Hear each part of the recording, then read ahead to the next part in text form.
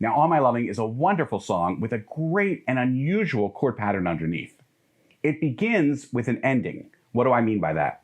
Well, we're in the key of E. And there's a cadence that's often used called a 2-5-1, which in E would be an F sharp minor, a 5 chord, a B chord, and then the 1, the E. And that's actually how the verse begins. It feels like the ending,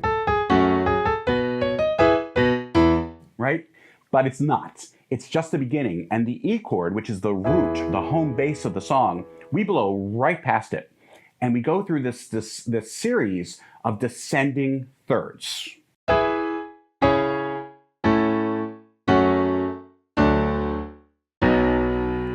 Again, very strange chord pattern, but it works with Paul's wonderful melody over top. Here's the 2-5-1, and the descending chords.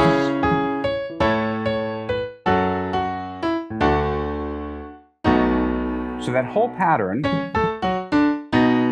ends on a B chord, which you would think would bring you back to the E, to the home base, but you don't. You start the verse over again with the 2-5-1. And finally, we have some resolution. And that E chord feels so good because finally, after all of these bars of music, off of all of these strange chord changes, we finally get the root of the song. And you naturally feel good when that happens. Now, underneath this chord pattern, Paul is doing a walking bass. Sounds like this.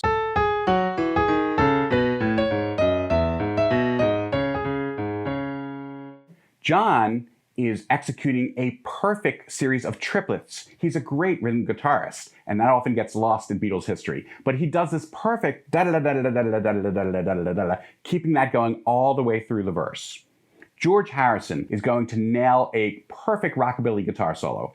And behind them all is Ringo with a big smile on his face, swishing his sticks against the cymbals. It's an amazing way to open their first appearance on American television, and if it doesn't bring a smile to your face, you're just not human.